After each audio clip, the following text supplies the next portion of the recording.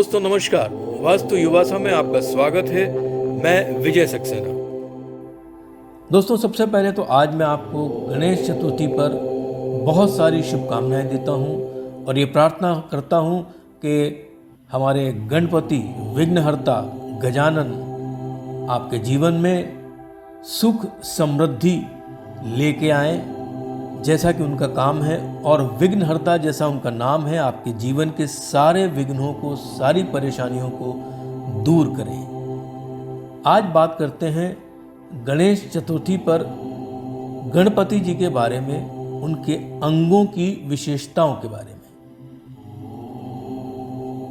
हमारे सनातन के अनुसार भगवान गणेश के जन्म दिवस के रूप में मनाया जाता है गणेश चतुर्थी को। इसे विनायक चौथी भी कहा जाता है।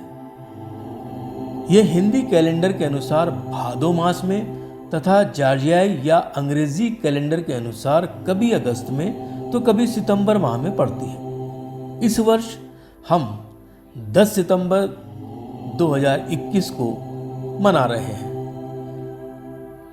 आपने देखा है, गणेश जी का नाम लेते ही उनका पूरा व्यक्तित्व तुरंत सामने आ जाता है। कई प्रचलित नाम हैं इनके, और प्रत्येक नाम के साथ कोई न कोई कथा हमारे वैदिक ग्रंथों में उस नाम के साथ जुड़ी हुई है। प्रथम पूज्य गणपति, गजानन, विघ्नहर्ता, हैरब, लंबोदर, विकट, धूम्रवर्ण, वक्रतुंड, एकदंत, महाकाय तथा गणेश।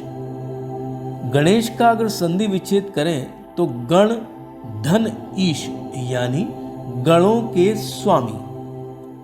दोस्तों विघ्नहर्ता नाम इस बात को दर्शाता है कि वे हमारे सारे विघ्नों का हरण करने वाले हैं, हमारे जीवन के सारे विघ्नों को दूर करते हैं। और यही कारण है कि हम कोई भी कार्य जो हमारे जीवन में हम प्रारंभ करते हैं तो सबसे पहले प्रथम पूज्य विघ्नहर्ता का ही स्मरण करते हैं, उन्हीं को पूजते हैं। कोई धार्मिक कृत्य भी अगर करते हैं तो सर्वप्रथम उन्हीं को आमंत्रण करते हैं, उन्हीं को निमंत्रित करते हैं और उनसे प्रार्थना करते हैं कि जो कार्य हम करने जा रहे हैं वह कार्य विघ्नों से दूर होकर पूरी तरह सफल रहे। इनका प्रत्येक अंग हमारे जीवन के लिए एक हिदायत या सीख देता है। आइए जानते हैं। सबसे पहले बात करते हैं बड़े सिर अर्थात गजमुख। आपका मस्तक गज के समान विशाल है, जो अंग विज्ञान के अनुसार अगर देखा जाए तो बड़ा सर हमारे जीवन में बड़ी सोच को दर्शाता है, नेतृत्व को दर्शाता है, साथ ही साथ कुशाग्र बुद्धि का भी प्रतीक है। दूसरा आता है चौड़ा मस्तक। आपने देखा गणपति का मस्तक कितना चौड़ा है। यह सुंदर भाग्य की निशानी होता है। इससे विवेक और विजडम मालूम पड़ते हैं। अतः चौड़ा मस्तक विवेक या विजडम का प्रतीक माना जाता है। अब आते हैं गणपति के बड़े कानों की तरफ। बड़े कान अर्थात गजकर्ण। गजकर्ण या सूपकर्ण। सूपकर्ण मतलब सूप के समान कान वाले, जो यह दर्शाता है कि जैसे सूप का काम होता है वही काम हमें अपने जीवन में सीखना चाहिए गणेश जी के कानों को देखकर। सूप का क्या काम होता है? सूप का काम होता है सार सार गह लहे और थोथा दे उड़ाए। मतलब सुनो सबकी, पर सिर्फ काम की बात ग्रहण करो और बेकार की बातों को उड़ा दो। थोथे के समान, बेकार के समान, व्यर्थ की चीजों के समान। साथ ही बड़े कान दीर्घायु और अच्छे स्वास्थ्य की निशानी भी माने जाते हैं। दोस्तों आगे बढ़ते हैं और अब गणेश जी की आंखों पर विचार करते हैं। छोटी छोटी आंखें। गणेश जी की छोटी छोटी आंखें क्या बताती हैं? यानी जीवन में फोकस रखना अत्यंत आवश्यक है। छोटी आंखों वाले, जैसा कि अंग विज्ञान में बताया गया है कि ये व्यक्ति बड़े गंभीर प्रवृत्ति और अपने काम को लेकर चिंतनशील रहते हैं। किसी भी चीज को गौर से, सूक्ष्मता से परख कर, देख कर ही निर्णय लेते हैं, ताकि जीवन में कोई उनको कभी धोखा ना दे पाए। वैसे भी जब हम किसी वस्तु को बहुत गौर से और अगर सूक्ष्मता से देखते हैं, तो आप देखिए कि आपकी आंखें छोटी हो जाती हैं। यही कारण है कि गणेश जी की छोटी आंखों से हमें क्या सीखना चाहिए। आगे बढ़ते हैं। अब मैं बात करता हूं गणेश जी के सूंड की। सूंड चूंकि हमेशा आपने देखा, जब भी आपने किसी हाथी को देखा हो सड़क पे चलते हुए, तो सूंड हमेशा हिलती रहती है। ये जो सूंड हिलती रहती है, ये हमें निरंतर सक्रिय रहने की प्रेरणा देती है। जो व्यक्ति अपने जीवन में सक्रिय रहता है, वह हमेशा अपने लक्ष्य की ओर बढ़ता चला जाता है और जीवन में उसकी सक्रियता सदैव बनी रहती है, जो हम सभी के जीवन में अति आवश्यक है। और उसका कारण है कि यह गतिशीलता जीवंतता का प्रतीक होती है। अब बात करते हैं गणपति के पेट की, यानी कि बड़े पेट की, और इसीलिए इनका नाम लंबोदर है।